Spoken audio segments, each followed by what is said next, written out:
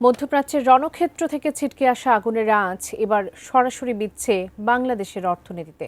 ইরানের হামলা, সৌদি আরবে তেল শোধনাগার বন্ধ এবং কাতারের এলএনজি সরবরাহ স্থগিত হওয়ার প্রভাবে টালমাটাল বিশ্ববাজার।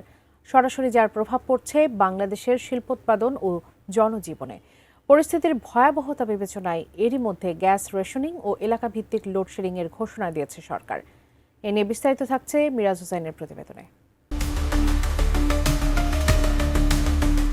মানচিত্রের দূরত্ব হাজার মাইলের হলেও মধ্যপ্রাচ্যের কামানের গর্জন এখন বাংলাদেশের রান্নাঘর থেকে কলকারখানা সবখানেই কম্পন ধরাচ্ছে।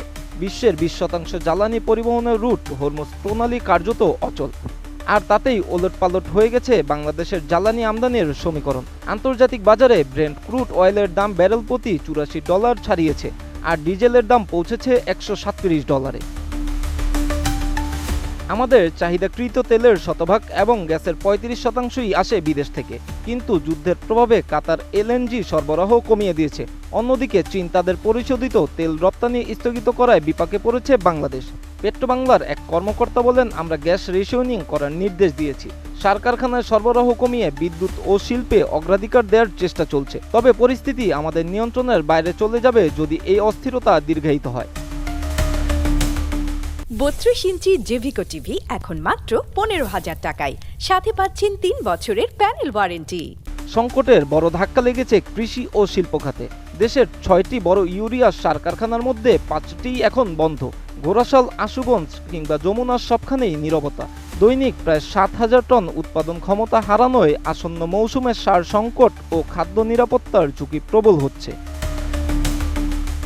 গ্যাস না থাকায় ব্যাহত হচ্ছে বিদ্যুৎ উৎপাদন। কয়লাভিত্তিক কেন্দ্র দিয়ে পরিস্থিতি সামাল দেওয়ার চেষ্টা চললেও আগামী সপ্তাহ থেকে শুরু হচ্ছে এলাকাভিত্তিক লোডশেডিং। স্পট মার্কেটে এলএনজির দাম $12 থেকে বেড়ে $25 ছাড়ানোয় সরকারের ভর্তুকি চাপ এখন পাহাড়সম। গত অর্থ বছরে যে ভর্তুকি ছিল 62,000 কোটি টাকা, বর্তমান সংকটে তা নিয়ন্ত্রণের বাইরে যাওয়ার উপক্রম। জ্বালানি বিশেষজ্ঞদের মতে সংঘাত দীর্ঘায়িত হলে এবং এলএনজি কার্গো না এলে শিল্প উৎপাদন স্থবির হয়ে পড়বে। আমাদের এখন শুধু সাশ্রয় নয়, বিকল্প উৎস খোঁজার দিকেও নজর দিতে হবে। রাজধানীর পাম্পগুলোতে এখন মধ্যরাতেও হাহাকার। ফুরিয়ে আসছে মজুদ। ডিজেল আছে মাত্র 9 দিনের, পেট্রোল 8 দিনের। অনিশ্চয়তার আশঙ্কায় সবাই ট্যাঙ্ক ফুল করে নিচ্ছেন, যা বাজারে কৃত্রিম সংকটকে আরও ত্বরান্বিত করছে। সীমান্ত এলাকায় ডিজেল পাচার রোধে নজরদারি জোরদার করেছে বিপিসি। এই সংকট মোকাবেলায় সাশ্রয়ী হওয়ার ডাক দিয়েছেন স্বয়ং সরকার প্রধান তারেক রহমান। নিজের অফিসের এসি 25.1 ডিগ্রিতে রেখে এবং অর্ধেক বাতি নিভিয়ে তিনি দেশবাসীকে বার্তা দিয়েছেন, বিলাসিতা নয়, এখন টিকে থাকার লড়াই। শপিং মল ও সরকারি বেসরকারি অফিসকেও একই পথে হাঁটার আহ্বান জানানো হয়েছে।